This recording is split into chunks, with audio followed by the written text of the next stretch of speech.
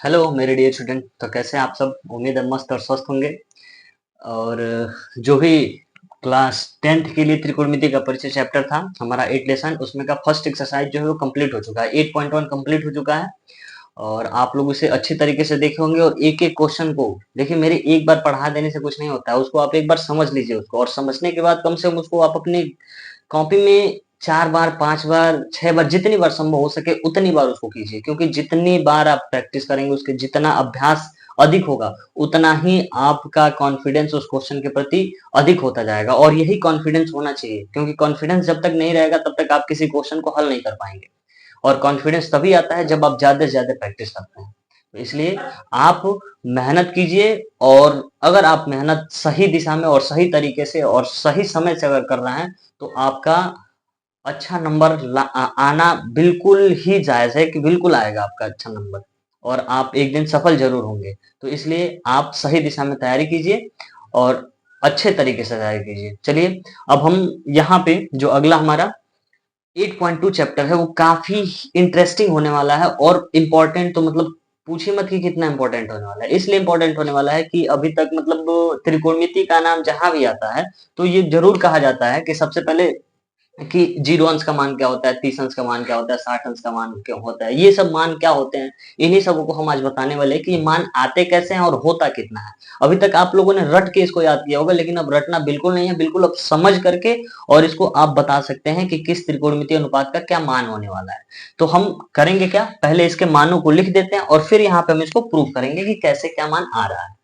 केवल आप इतना कीजिए कि वीडियो को पूरे लास्ट तक देखिए, और इसे ज्यादा से ज्यादा शेयर कीजिए और कमेंट कीजिए। जो भी दिक्कतें हो, कहीं भी समस्या अगर आ रही है मेरे पढ़ाने से ले करके किसी भी तरह की कोई भी प्रॉब्लम अगर आपको दिख रही है कि हाँ ये कमी हो रही है, यहाँ पे चीजें हमको समझ में नहीं आ रही है, तो आप उसको कमेंट करके बताएं, उसको हम सुधारेंगे। क्योंकि अभी हम लोग शुरुआत कर रहे हैं, स्टार्टिंग है। सपने तो सबके बहुत बड़े होते हैं, लेकिन पूरे कुछ ही लोगों के होते हैं। तो देखते हैं हम लोग के सपने कहाँ तक जाते हैं, और ये मेरे सपने जो है आप लोगों के हाथ में है। आप लोग जितना चाहेंगे उतना ज्यादा हमको प्यार और ये जो है प्यार दे करके और आगे बढ़ा सकते हैं। तो ज्यादा से ज्यादा शेयर कीजिए और सब्सक्राइब कीजिए, लाइक कीजिए, और कमेंट तो बिल्कुल करते रहिए, ताकि गलतियों को देखा जाए और सुधारने का प्रयास किया जाए। चलिए आइए देखते हैं अब इनके त्रिकोणमितीय अनुपात। त्रिकोणमितीय अनुपात सबके सबसे पहले पहले ही लेक्चर में बता दिए गए कि 6 त्रिकोणमितीय अनुपात है हमारे पास: sine theta, cos theta, tan theta, cosec theta, sec theta और कॉट थीटा। अब इनके मान जो होते हैं किस किस के लिए, मुख्य रूप से इनका अगर मान पता है तो हम किसी भी कोण के लिए मान निकाल सकते हैं। और ये वीडियो केवल 10th के लिए नहीं होने वाला है, ये सभी क्लास के लिए होने वाला है। जो भी 11th 12th किसी भी क्लास में है, अगर त्रिकोणमिति मानों को आप याद करने में आपको असुविधा हो रही है तो इस वीडियो को देख करके आप आज से कहीं भी कुछ रटने की जरूरत नहीं है, इसको समझ सकते हैं आप। तो सबसे पहले आइए देखते हैं। जैसे यहाँ पे हम लिख लेते हैं 0 अंश, यहाँ पे हो जाएगा 45 अंश, और यहाँ पे हो जाएगा, सॉरी 30 अंश होगा ना, यहाँ पे हो जाएगा 30 अंश, और यहाँ पे होगा 45 अंश, और यहाँ पे होगा 60 अंश, और यहाँ पे हो जाएगा 90 अंश। इतना तो हो गया। अब हम बात करते हैं साइन थीटा की। सबसे पहले साइन थीटा, फिर क्या आएगा कॉस थीटा, फिर क्या आएगा टेन थीटा, और फिर क्या आएगा यहाँ पे कॉसेक थीटा, और क्या आएगा ये आ जाएगा सेक थीटा, और फिर क्या हो जाएगा ये कॉट थीटा। ये सब मान है। अब क्या होता है कि थीटा की जगह पे एक बार जीरो रखेंगे तो साइन जीरो का मान इसके सीध में आ जाएगा, ठीक है ना। साइन थीटा को और नीचे थोड़ा सा नीचे लिख लिया जाता है, साइन थीटा, और कॉस थीटा को भी कॉस थीटा, ठीक है ना। तो ये क्या हो जाएगा कि अब ये थीटा की जगह पे जैसे ही जीरो लेंगे तो इसके नीचे वाला मान हो जाएगा, 30 लेंगे तो इसके नीचे वाला मान होगा। तो ऐसे होता है। देखो आप याद कैसे करोगे इसको, तो सबसे पहले आप जानते हो संख्याएं कैसे लिखी जाती है, तो यहां से लिखना शुरू करो। 0, 1, 2, 3 और 4 सब लिख लो। इसके बाद सब में 4 से भाग कर दो। किससे भाग करो? 4 से। 4 से हमने भाग कर दिया, और 4 से भाग करने के बाद सब में रूट लगा दो। सब पे क्या लग गया? रूट भी लग गया। देखो कितना आसान होने वाला है। आज के बाद से कभी रटना ही नहीं पड़ेगा, ठीक है ना। अब 4 से 0 में भाग देंगे तो क्या होगा इसका वैल्यू, यानी कि कहा जाए तो किसी संख्या में जब 0 से भाग देते हैं, सॉरी किसी संख्या से 0 में जब भाग देते हैं तो ये 0 बाहर में चला जाता है और ये कट के कितना आ जाता है? 0 आ जाता है। अभी आगे बताएंगे कि 0 से किसी संख्या में भाग देते हैं तो क्या होता है। चलिए देखिए, ये क्या हो जाएगा हमारा वैल्यू, ये तो 0 दे दिया, यानी कि साइन इसका वैल्यू जो 0 अंश का आ गया 0 आ गया। अब 1/4 है तो 1 का वर्गमूल निकल सकता है 1 ही हो जाएगा, और 4 का भी निकल सकता है तो कितना हो जाता है 1/2 हो जाता है। यानी कि ये जो मान आ रहा है ये किसका मान आ रहा है, ये केवल याद करने के लिए ये ट्रिक है, और ये साइन थीटा का मान हम निकाल रहे हैं, ठीक है ना। तो साइन 0 का मान 0 आ गया और साइन 30 का मान 1/2 आ गया। कैसे आया है, तो ये 1/4 जो आया है, यानी कि 1 में 4 से भाग देकर रूट लगाया है, तो 1 का वर्गमूल 1 और 4 का वर्गमूल 2 आ गया।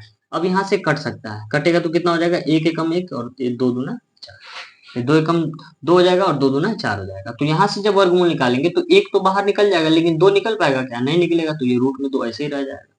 फिर से यहाँ पे क्या होगा, 3 नहीं निकल पाएगा, लेकिन 4 निकलेगा तो 2 हो जाएगा। फिर यहाँ से क्या होगा, कट के 1 हो जाएगा, तो इसका वैल्यू क्या होगा 1 होगा। इतनी तो बातें क्लियर हो गई होंगी। अब हम बात करते हैं किसकी, कॉस की। तो कॉस का क्या होता है कि जैसे हमने ये ऐसे लिखा है ना, इसी को पलट देंगे, इसके पैर को पकड़िए और उल्टा कर दीजिए, बस सिंपल सी बात है, इसको उल्टा कर दीजिए। तो पहले 1 को लिख लेते हैं, फिर किसको लिख लेंगे √3/2 को लिख लेंगे, फिर किसको लिख लेंगे 1/√2 को लिख लेंगे, और फिर ये किसको 1/2 को, और ये 0 को कर लेंगे, ठीक है ना। फिर इसके बाद tan का जब याद करना होगा तो tan का याद रखिएगा, थोड़ा बस 0 का और 30 का मान याद रख लीजिए। ये 0 हो जाएगा और ये कितना हो जाएगा 1/√3 हो जाएगा, और ऊपर वाला पहले लिख दीजिए और ये नीचे वाला बाद में लिख दीजिए, और यहाँ पे क्या हो जाएगा इनफाइनाइट होगा, ये 0 से इनफाइनाइट हो गया। कॉसेक का ठीक इसका उल्टा, 0 का उल्टा, जब भी 0 है 0 से, तो ये क्या हो जाएगा इनफाइनाइट कर लेंगे, ये क्या हो जाएगा 2 हो जाएगा, इसका वैल्यू क्या हो जाएगा, इसका वैल्यू क्या होगा √2 हो जाएगा, और इसका वैल्यू क्या होगा 2/√3 हो जाएगा, और ये 1 हो जाएगा। जो साइन था उसी का उल्टा कर दिएगा। अब सेक का लिखना है तो कॉस का ही उल्टा, 1 का 1 हो जाएगा, और ये क्या हो जाएगा 2/√3 हो जाएगा, और इसका क्या होगा √2 हो जाएगा, और इसका 2 हो जाएगा, और इसका इनफाइनाइट, ठीक है।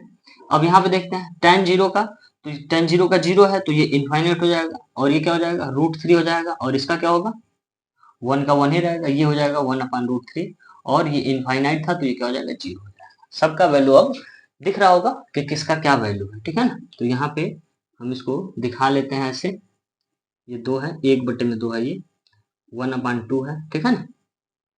ये सबके मान अब दिख रहे होंगे,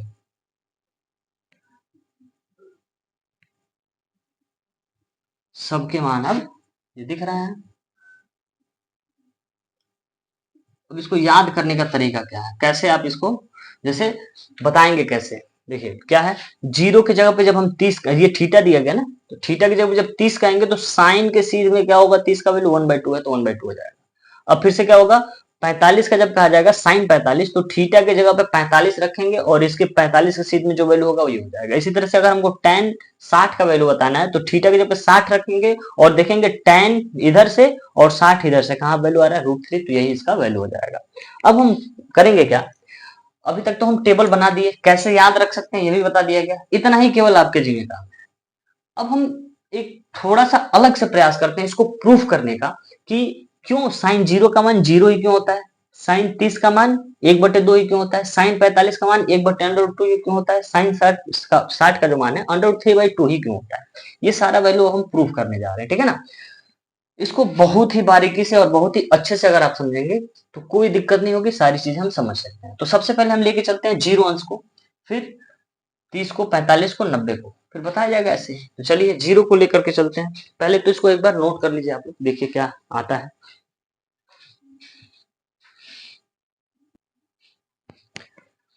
चलिए तो अब इसको हम प्रूफ करते हैं। देखिए कैसे प्रूफ करते हैं, ये बहुत ही ध्यान से आपको देखना होगा, बहुत इंटरेस्टिंग है, ज्यादा कोई हार्ड नहीं है, केवल दिमाग लगाना होगा। तो सबसे पहले 0 वाले के लिए प्रूफ करते हैं।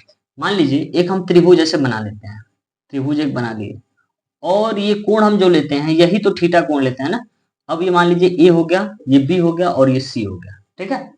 अब हम इसी कोण को कितना हमको बनाना है 0, और 0 कोण कब बनता है, तो हमें पता है कोण कहते किसको है, तो जब किसी एक बिंदु से दो किरणें निकलती हैं तो उनके बीच के झुकाव को क्या कहते हैं, कोण कहते हैं। ये तो कोण होता है ना, तो ये कोण हो गया। अब हमें 0 अंश इसको बनाना है, तो 0 कैसे करेंगे, तो ये जो रेखा दिख रही है, पहली रेखा थी और दूसरी रेखा खंड जो दिख रही है, इन दोनों को क्या करें, एक दूसरे के ऊपर ही कर दें, यानी कि बिल्कुल ही ला करके क्या करें, इनके बीच में थोड़ा भी जगह ही न रह जाए। जैसे कि ये क्या करे, एक रेखा है और इसी के ऊपर एक दूसरी रेखा भी बन जाए, तो इसके बीच में झुकाव ही बिल्कुल नहीं रहेगा, और जब झुकाव ही नहीं रहेगा, दो रेखाएं तो होंगी, दो रेखाएं कैसे होंगी, तो एक दूसरे के ऊपर होंगी, इनके बीच बिल्कुल झुकाव नहीं होगा, तो ये क्या हो जाएगा 0 अंश के बराबर हो जाएगा।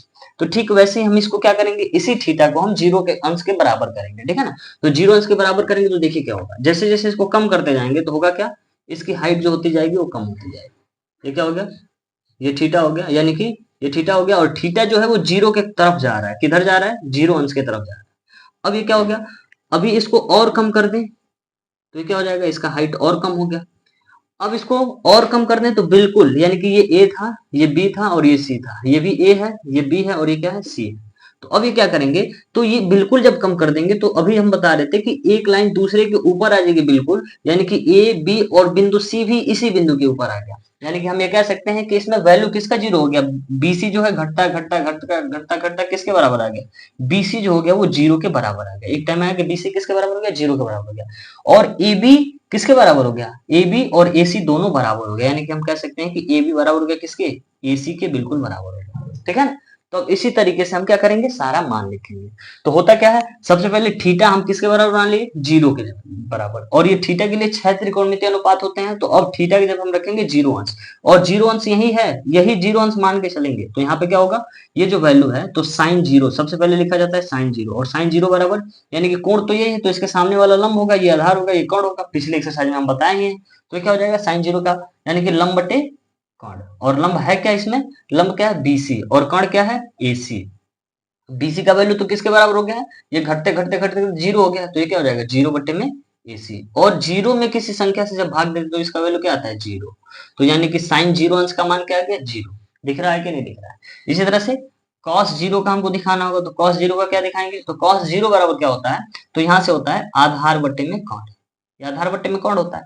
तो आधार क्या है इसका, तो आधार हमारा ए बी है, और कोण भी क्या है, एसी है, और हम देख रहे हैं कि दोनों आपस में क्या है, बराबर है, तो किसी के जगह पे किसी को हम रख सकते हैं। तो एसी बट्टे में एसी कट के कितना आ जाएगा, वन। तो cos जीरो का वैल्यू कितना आ गया, वन आ गया। कहां से आता है, समझ में आ रहा है।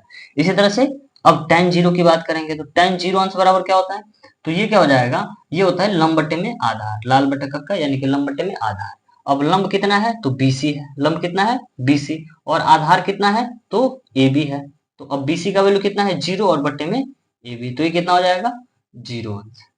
यानी कि जीरो अंश का मान, tan जीरो का भी मान कितना आ गया, जीरो आ गया कि नहीं आ गया। ऐसे ही अब हम किसका निकाल लेंगे, कौशिक का निकालना होगा, इसमें बता दे रहे हैं, कौशिक थीटा का निकालना होगा, तो कौशिक जीरो अंश का निकालना होगा, तो कौशिक बराबर हम जानते हैं कि वन बाई क्या होता है, साइन जीरो अंश हो जाएगा। तो ये क्या हो जाएगा, साइन जीरो का वैल्यू जीरो आया, और जीरो से किसी संख्या में जब भाग दे तो इसका वैल्यू क्या जाता है, इनफाइनाइट हो जाता है, इसीलिए इनफाइनाइट हो गया।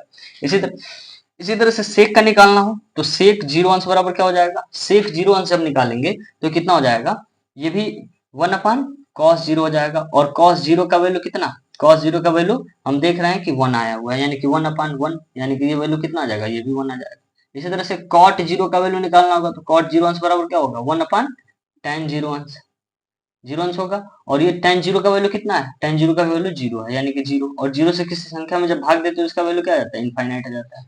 तो कॉट जीरो का वैल्यू क्या आ गया, इनफाइनाइट आ गया। यानी कि अगर हम ये तीनों मानों को निकाल लें तो बाकी सारा मान हम ऐसे ही निकाल सकते हैं, ठीक है ना। तो अब किसका निकल गया, जीरो का मिल गया।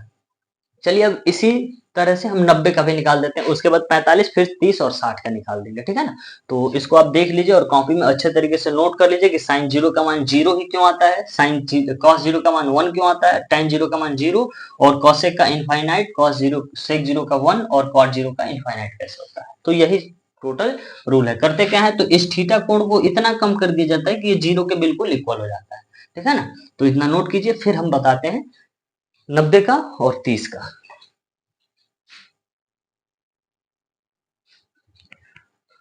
अब नोट हो गया होगा, आइए अब बताते इसी क्रम में, जीरो का तो हो गया, अब 90 का बताते हैं, ठीक है ना। 90 का भी सेम यही कॉन्सेप्ट होगा हमारे पास। 90 का क्या होगा, देखिए 90 का निकालने के लिए भी यही करेंगे। जैसे त्रिभुज हम एक बना लेते हैं, और हमेशा समकोण त्रिभुज है तो ये 90 अंश का होगा ही, और ये ए बी सी हो गया। अब ये हो गया हमारा थीटा कोण। अब इसी थीटा कोण को हम क्या करेंगे, 90 के बराबर करेंगे। किसके बराबर करेंगे, 90 के बराबर। देखिए क्या होता है, तो 90 अंश का मतलब हो गया कि जब ये रेखाएं लंब हो जाएं एक दूसरे पे तभी तो 90 अंश का कोण बनता है ना। तो इसको हम बिल्कुल सीधा करते जाएंगे, यानी कि अब अभी तक हम बीसी को कम कर रहे थे ना, अब ए बी को कम करते जाएंगे। सीधा किसको कम करेंगे, ए बी को। अब मान लीजिए ए बी को हम कम कर दिए, तो ये थोड़ा सा एंगल बढ़ा कि नहीं बढ़ा, ये ए बी हो गया, सी हो गया। फिर और थोड़ा सा कम कर दिए, और कम करेंगे तो ये जो थीटा हो गया, ये 90 अंश का पहले से था, तो क्या हो गया, ए बी सी। ये बढ़ा, फिर इसको और भी कम कर देते हैं, बिल्कुल नजदीक कर देते हैं।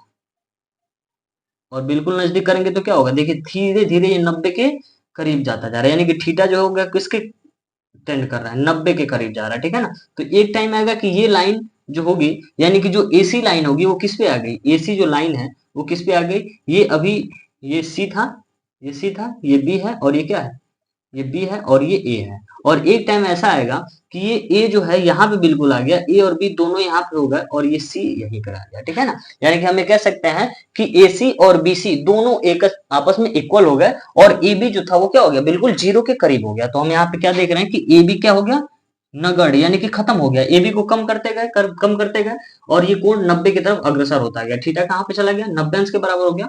तो इससे क्या हुआ कि ए बी जीरो हो गया, और क्या बराबर हो गया, तो AC जो है वो किसके बराबर हो गया, BC के बराबर हो गया, यानी कि ये दोनों मान हमें मिल गया। अब इसी तरह से जैसे जीरो का लिखे थे तो वैसे ही 90 का भी लिखेंगे। तो अब क्या लिखेंगे, साइन 90 अंश, क्या लिखेंगे, साइन 90 अंश। और साइन 90 अंश का मान क्या होगा, तो ये लंब बटे कर्ण लिखेंगे। और इस त्रिभुज में देखेंगे यही त्रिभुज, लेकिन भुजाएं हम यहाँ से लेंगे, ठीक है ना। तो लंब क्या होगा इसके लिए, थीटा के लिए BC होगा, और कर्ण क्या होगा, तो AC होगा। और हम देख रहे हैं कि BC AC के बिल्कुल इक्वल हो चुका है, तो BC की जब हम AC भी लिख सकते हो तो AC अपान AC, यानी कि कट के कितना आ जाएगा, इसका वैल्यू 1 आएगा, ठीक है ना।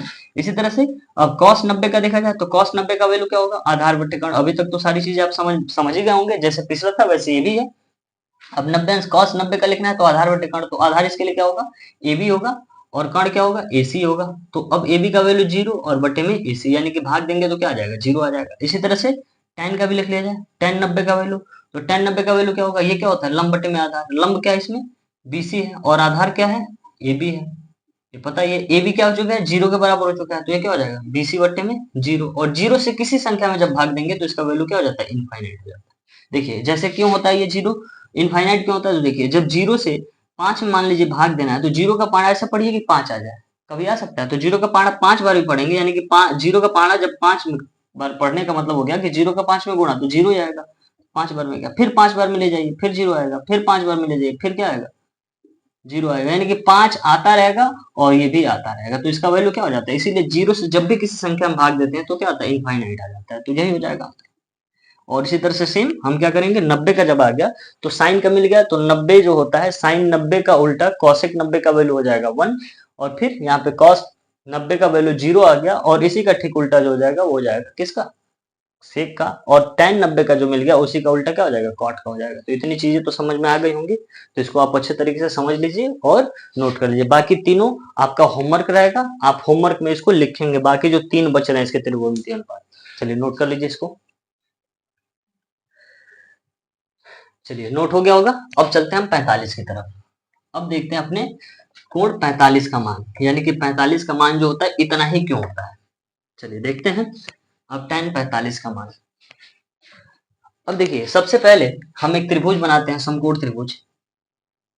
समकोण त्रिभुज में ये क्या है, 90 अंश का लेंगे, और हमको 45 का निकालना है, तो हम इसको क्या ले लेते हैं, इसको ले लेते हैं 45 अंश। इसको क्या ले लेते हैं, 45।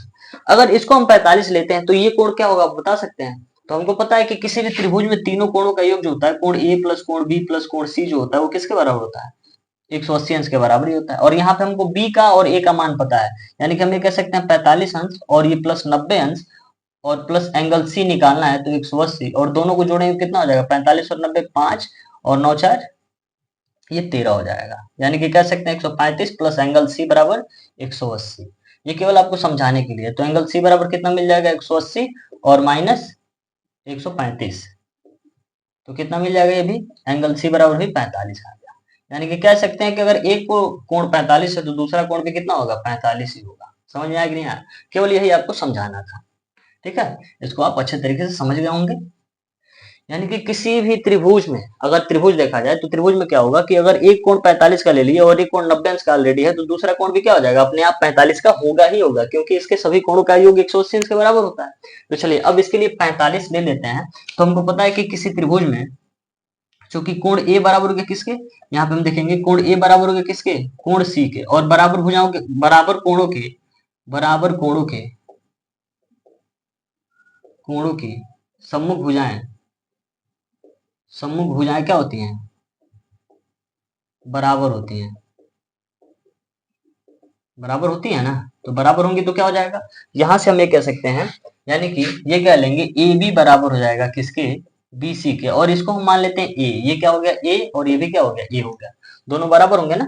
तो अब इसके लिए ये हो गया, ये हो गया, तो अब एसी निकालना होगा, और एसी क्या होगा, कौन होगा, तो यानी कि अब हमको एसी निकालना होगा, के निकालना होगा, लंब भी पता है, आधार भी पता है, एल का स्क्वायर प्लस ए का स्क्वायर होता है, तो ये क्या होगा यहाँ से ए का स्क्वायर प्लस ए का स्क्वायर, ये कैसे आ रहा है पता, पता है ना आपको, ये क्या है 45 लेकर के निकाल रहे, 90 अंश के सामने कौन हो गया, ये हम ले लिए हैं ए बी, आधार हो गया, ये लंब हो गया, तो इसके लिए क्या हो जाएगा, रूट में 2a का स्क्वायर, और a वर्गमूल से a तो बाहर निकल जाएगा, लेकिन रूट टू नहीं निकल पाएगा, तो रूट में 2 आ जाएगा, यानी कि कौन कितना आ गया, ये आ गया a रूट में 2 आ गया। अब इसी 45 के लिए बाकी सब हमको निकाल देना है, तो साइन क्या हो जाएगा, साइन 45 अंश, यानी कि क्या हो जाएगा, लंब बटे में कौन, और लंब क्या होगा इसके लिए लंब क्या होगा, बीसी, वही चीज है, बीसी बट्टे में एसी।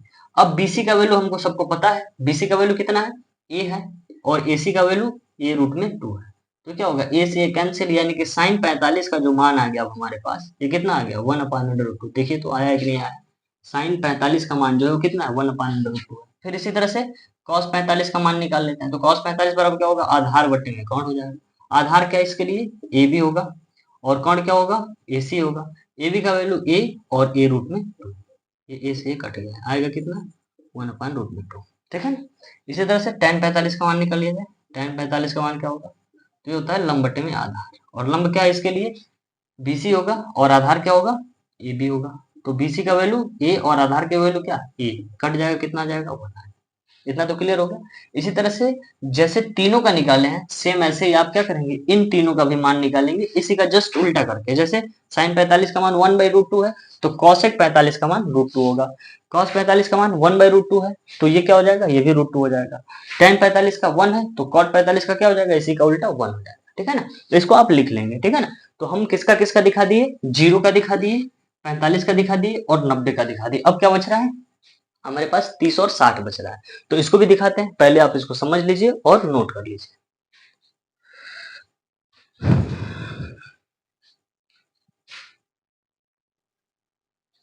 चलिए अब निकालेंगे हम लोग किसका, 30 का और 60 का, ये तो बचा हुआ है ना, 30 और 60 का मान निकाला जाए।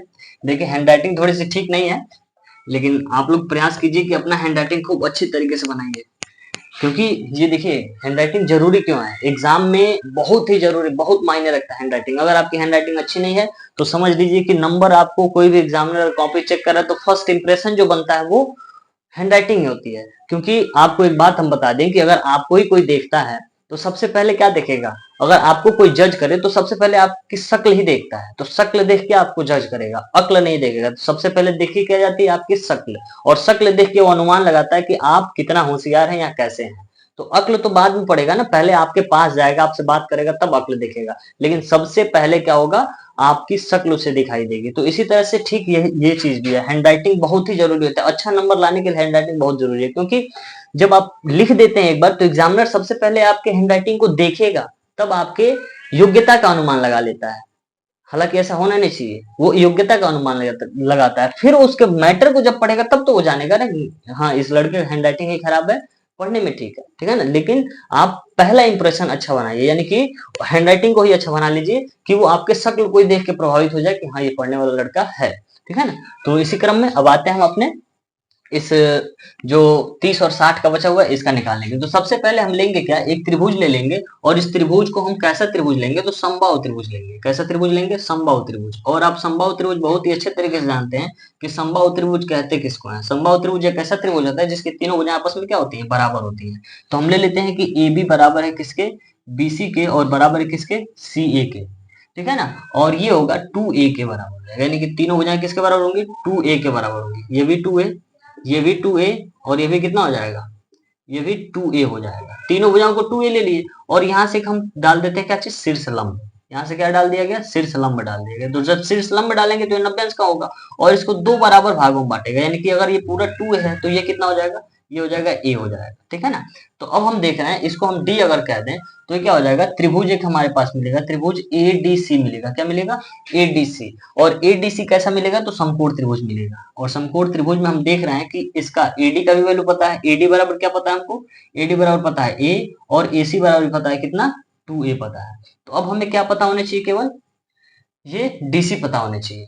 तो डीसी निकाल लेंगे, तो डीसी कैसे निकलेगा, तो यही तो है लंब, ये क्या हो जाएगा, ये अगर देखिए एक चीज आप समझिए हमेशा कि अगर ये समबाहु त्रिभुज है तो समबाहु त्रिभुज के प्रत्येक कोण जो होते हैं वो कितने अंश के होते हैं, 60 अंश के होते हैं। प्रत्येक कोण कितने के होते हैं, 60 अंश के। तो ये क्या हो जाएगा, ये 60 हो जाएगा और ये भी कितना होगा, 60 होगा। और ये पूरा एंगल जो होगा 60 का होगा, लेकिन इसका हाफ एंगल जब करेंगे तो ये भी 30 का होगा और ये भी कितने का हो जाएगा, 30 अंश का हो जाएगा। तो आप किसी भी त्रिभुज को लेकर के बना सकते हैं, इसको या इसको। तो अब ये 60 का हो गया, तो ये कोण अगर हम लेते हैं तो इसके सामने वाला लंब होगा, ये कर्ण होगा और ये क्या होगा, आधार होगा। इसी त्रिभुज की में हम बात कर रहे हैं, तो लंब कैसे निकलेगा, तो यानी कि लंब को हम क्या कहेंगे, डीसी, और डीसी क्या है, एल है, और एल कैसे निकलेगा, तो कर्ण का स्क्वायर यानी कि के का स्क्वायर और माइनस ए का स्क्वायर, यही ना होगा, के का स्क्वायर माइनस ए का स्क्वायर, और है कितना, तो यही हम डीसी निकाल रहे हैं जो कि लंब है हमारा, और के का वैल्यू क्या है, 2a का स्क्वायर हो जाएगा, कितना हो जाएगा, 2a का स्क्वायर और माइनस ए की जगह पे ए का स्क्वायर हो जाएगा, तो ये कितना हो जाएगा, 4a का स्क्वायर और माइनस ए का स्क्वायर, ठीक है ना। तो ये कितना हो जाएगा, रूट में 3a का स्क्वायर हो जाएगा, और यहाँ से निकालेंगे तो कितना आएगा, a रूट में 3 आ जाएगा। यानी कि क्या आ गया, डीसी जो आ गया वो कितना आ गया, a रूट में 3 आ गया। किसका वैल्यू आ गया, डीसी का वैल्यू, ये जो डीसी था ये a रूट में 3 आ गया। अब हमारे पास सबका वैल्यू देखिए, त्रिभुज में 3 भुजाएं होती है ना, एडीसी में, एडीसी में 3 भुजाएं और तीनों भुजाओं का माप हमको पता चल गया। तो अब निकालेंगे कि हम पहले 60 के लिए निकालते हैं, तो साइन 60 अंश, और साइन 60 अंश जैसे ही लेंगे किस त्रिभुज में, तो त्रिभुज हम ले रहे हैं एडीसी ही ले रहे हैं, कौन सा ले रहे हैं, एडीसी में, ठीक है ना। तो साइन 60 अंश जैसे लेंगे तो ये क्या होता है, लंब बटे में कर्ण होता है, और 60 के लिए लंब कौन सा होगा, डीसी, और कर्ण क्या होगा, तो एसी होगा। तो अब इसमें देखा जाए, एसी कैपिटल होगा, ठीक है ना। तो अब इसमें देखा जाए तो डीसी का वैल्यू है क्या, तो ए रूट में 3 है, और इसका वैल्यू कितना है, तो 2a है। तो a से a क्या हो गया, कट गया, तो बचेगा क्या, रूट में 3/2। देखिए तो साइन 60 का वैल्यू कितना आ गया, √3/2 आया कि नहीं आया, ये एक जादू है ना। तो इसको आप जितना अच्छे तरीके से, जितनी गहराई में आप जाके पढ़ेंगे उतनी अच्छे तरीके से आप चीजों को समझ पाएंगे। तो इसलिए आप एक एक बारीकी को समझे और अच्छी तरीके से पढ़ें, ठीक है ना। अब क्या करेंगे, cos 60 अंश का वैल्यू निकालते हैं। cos 60 अंश का क्या होगा, आधार बटे कर्ण, आधार बटे कर्ण, आधार का वैल्यू क्या होगा, तो आधार इसमें है 60 के लिए आधार एडी होगा और कर्ण क्या होगा, एसी होगा, ठीक है ना। तो आधार एडी का वैल्यू कितना है, आप यहाँ देख सकते हैं, एडी का वैल्यू कितना है, ए है, तो ए हो जाएगा, और एसी हमको पता है ये कितना है, 2a है, तो ए से ए कैंसिल, यानी कि इसका वैल्यू कितना आ गया, 1/2। तो देखिए तो cos 60 का वैल्यू 1/2 आ रहा है, और cos 60 का वैल्यू क्या है, 1/2 है कि नहीं है। अब यहाँ पे tan 60 का वैल्यू निकालते हैं, किसका, tan 60 का, और tan 60 का कैसे निकलेगा, तो ये क्या होता है, ये होता है लंब बटे में आधार, और लंब बटे में आधार आ गया, तो लंब क्या होगा इसके लिए, इसी 60 के लिए लंब जो हो जाएगा वो CD होगा, और आधार क्या होगा, तो AD होगा। सबका वैल्यू रख लीजिए, CD का वैल्यू कितना है, a रूट में 3 है, और अपान a हो जाएगा, तो a से a कैंसिल, यानी कितना आ गया, रूट में 3 आएगा। देखिए तो tan 60 का वैल्यू कितना है, √3 है कि नहीं है, आया है ना। अब इसी का जस्ट उल्टा, साइन 60 का उल्टा cosec 60 का वैल्यू हो जाएगा, यानी कि इसी का वैल्यू जब उल्टा कर देंगे 2/√3 इसका वैल्यू हो जाएगा। sec 60 का क्या हो जाएगा, तो केवल 2 हो जाएगा, और tan 60 का अगर √3 है तो cot 60 का कितना हो जाएगा, 1/√3, उल्टा कर देंगे। अब इसी तरह से 30 का भी निकाल लेते हैं, यहीं पे 30 का भी निकाल लिया तो क्या हो जाएगा, साइन 30 अंश। तो साइन 30 अंश बराबर क्या होगा, इसी में, अब इसी त्रिभुज में, किसमें, त्रिभुज यही रहेगा एडीसी में ही, एडीसी में ही क्या हो जाएगा, में ही ये लंब बटे क्या होगा, कर्ण होगा, और 30 के लिए अब लंब बदलेगा, ये कोण है और इसके लिए लंब क्या होगा, एडी होगा। तो ये लंब हो गया हमारा एडी, और कर्ण क्या होगा, तो कर्ण तो हमेशा वही रहेगा एसी। तो एडी का वैल्यू कितना है, एडी का वैल्यू कितना है, तो एडी का वैल्यू कितना है, बोलिए जी, ए हो जाएगा, और एसी का वैल्यू कितना हो जाएगा, 2a हो जाएगा। तो ए से ए कट गया तो बचेगा क्या, 1/2, ठीक है ना। अब इसी तरह से क्या हो जाएगा, cos 30 का वैल्यू बताइए, तो cos 30 का वैल्यू क्या होगा, a बट्टे में k, ठीक है ना।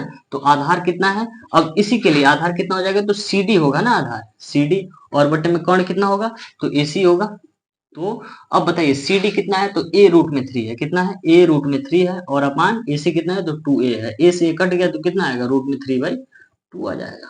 अब इसी तरह से tan 30 का वैल्यू निकाल लीजिए, तो tan 30 अंश का मान क्या होगा, तो ये होगा लंब बटे में आधार होता है, तो लंब क्या होगा, 30 के लिए लंब जो हो जाएगा वो एडी हो जाएगा, एडी हो जाएगा, और आधार क्या होगा, तो डीसी हो जाएगा, या सीडी कह सकते हैं। ये एडी का वैल्यू कितना है, ए है, और इसका वैल्यू क्या है, ए रूट में 3 है, तो ये क्या होगा, कट जाएगा, बचेगा क्या, a/1/√3, यानी कि tan 30 का भी वैल्यू आ गया। और जब ये तीनों आ गए तो देखिए साइन 30 का वैल्यू कितना आ रहा है, साइन 30 के नीचे जाएंगे 1/2 आया है। cos 30 का वैल्यू √3/2, तो cos 30 का वैल्यू √3/2। और फिर tan 30 का वैल्यू 1/√3, तो tan 30 का वैल्यू 1/√3। इसी तरह से अब आप cosec 30 का भी निकाल सकते हैं, तो cosec 30 का 1/2 का उल्टा यानी कि 2 हो गया। sec 30 का क्या हो जाएगा, इसी का उल्टा 2/√3 हो गया, और cot का इसी का उल्टा क्या हो जाएगा, √3 के वाला जाएगा, ठीक है ना। तो इतना वैल्यू निकल गया। अब हम सारे मान को ही निकाल करके दिखा दिए, सिद्ध करके दिखा दिए कि क्यों इतना ही होता है और कुछ क्यों नहीं होता है। तो अब यहाँ जहां तक हमको उम्मीद है कि कोई भी डाउट नहीं रह गया होगा आप लोग को, और इसको आप बिल्कुल याद कर लीजिए, क्योंकि कल से जो क्लास चलने वाला है इसी मान के आधार पर हम सारा क्वेश्चन जो है बताएंगे, और प्रयास करेंगे कि एक लेक्चर में हमारा 8.2 जो हो वो पूरा कंप्लीट हो चुके। लेकिन इसके पहले आपको टोटल ये मान याद होना चाहिए। अब आपका काम यह है कि इसको याद करेंगे और सब लोग कमेंट में बताएंगे कि हाँ सर हमने याद कर लिया है, ठीक है। ओके, मिलते हैं अपने अगले वीडियो में 8.2 में अच्छे क्वेश्चन के साथ और अच्छे तरीके से करते हैं। ओके, धन्यवाद।